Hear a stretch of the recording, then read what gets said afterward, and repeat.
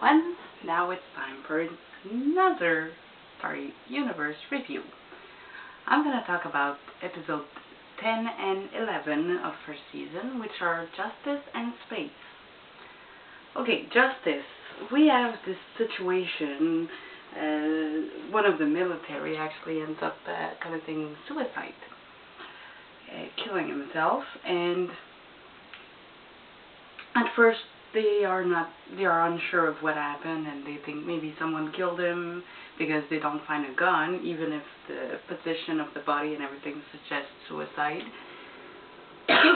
But they don't find the gun, so it means someone actually took the gun and hid it somewhere. So that might mean that someone killed him. So they're kind of running around the place, and the evidence end up being in the Colonel Young cabin and everything like that. So, and okay, there's not much to say about the episode because it's the running around the place and trying to find who did it, and that's most of the episode. Justice. They're trying to figure out what is going on, what happened, who killed him, and all of that. But the last part of the episode is what I find most interesting, when they find that planet with a crashed starship on, that is kind of alien starship, because it doesn't look like anything that we've seen before in either three of the series actually. And they end up being there, and the little fight, well, not little but big fight between Young and Rush, that was actually kind of due to happen.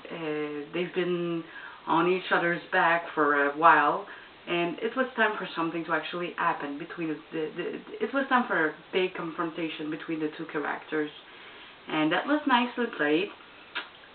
But I'm gonna admit that I remember perfectly well how I felt the first time I've seen this episode, and I've watched the end where they start really actually fighting, but and Colonel Young actually ends up leaving Rush on the planet, totally helpless.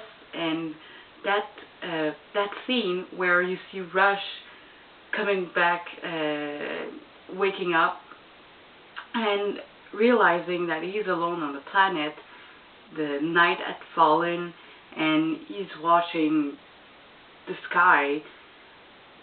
It was a really impressive scene actually. I liked the way you could see the stars so clearly, and Rush's face was actually priceless when he realized he was there. He had been left there all by himself to possibly die there all by himself. And I was like, Rush is basically my favorite character in the series.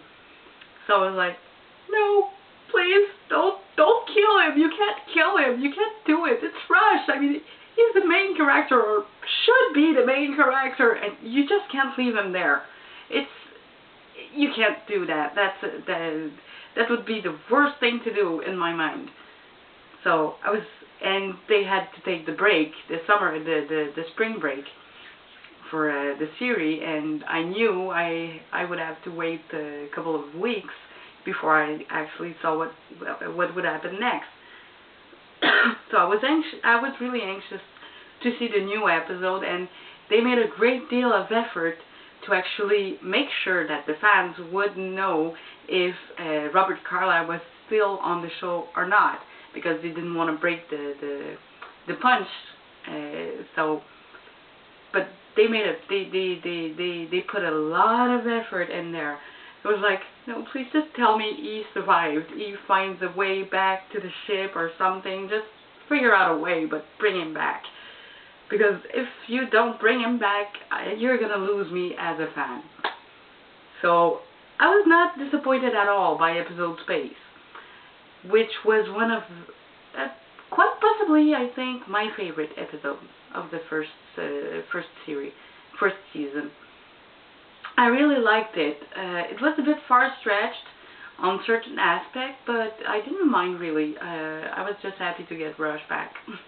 And I was kind of happy for Chloe to actually do something. It was kind of time for her to actually have something to do. I mean, she's a good character. She's played by a pretty good actress and everything, and there are good potential for the character. But in the first part of season 1, they actually didn't do much with her. She was basically stranded on there and having nothing to do, and probably got bored out of anyway. So I was happy that they did something with her, even though it was a bit far-stretched. I remember the scene where she gets out of her cabin and walks because she heard a noise, and there's the other guy, the military guy, who's there also on the other end of the corridor, and they're both watching as the alien make that hole in the hole, and with the big thing falling down, and she's stupid Chloe actually gets closer to take a look, and she peeks like, what the is going on? What is happening? Who's doing this? That looked so blonde. I mean, I'm sorry, they should have made there must have been a better way to actually make sure that Chloe and nobody else would be abducted than making her stupid enough to actually go and peek like, hello, I'm just waiting to have something to do, so please take me. Don't forget the military guys the military guy that is right there on the other side of the corridor. Me, I'm cute, so I'm a better choice than him. That was a bit lame. That was a bit too easy. But still, I mean, I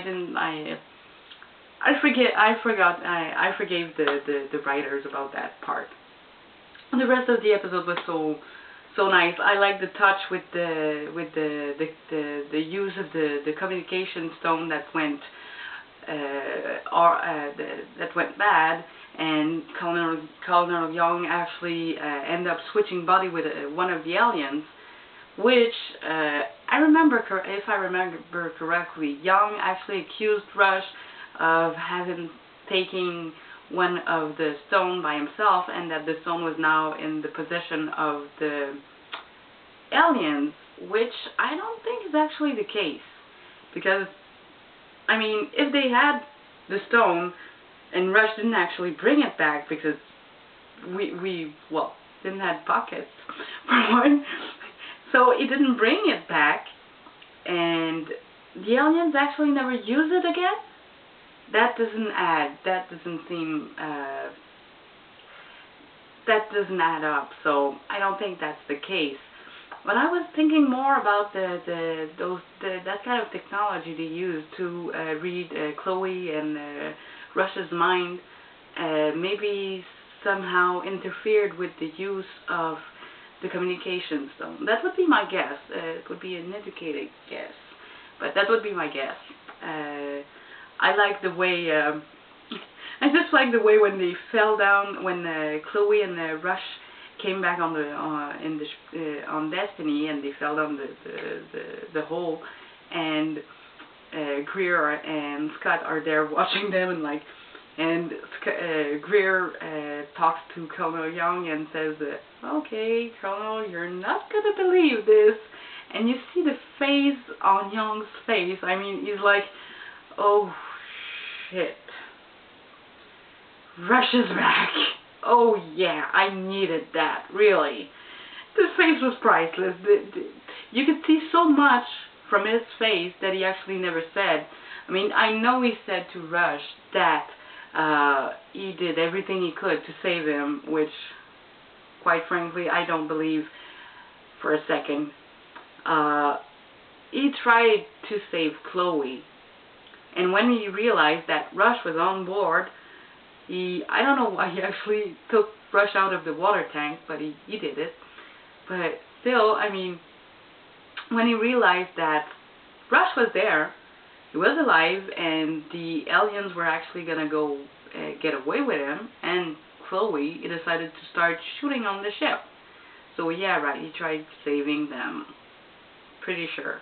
Okay, that was a good diversion, but still he could have killed them. And so I'm still unsure, maybe he didn't actually try to blow the alien ship just to get rid of Rush. It's a bit far-stretched, but still, I mean, it makes sense in some kind of way. He was willing to do everything just to get Chloe back, but when he realized Rush was there, it was another matter entirely. So I'm not that sure that he tried to save Rush. And anyway, everyone is entitled to his or her opinion, and that's my opinion on the matter. And that's it for now for episode Space and Justice, and I'll be back for another review soon. So, bye-bye everyone.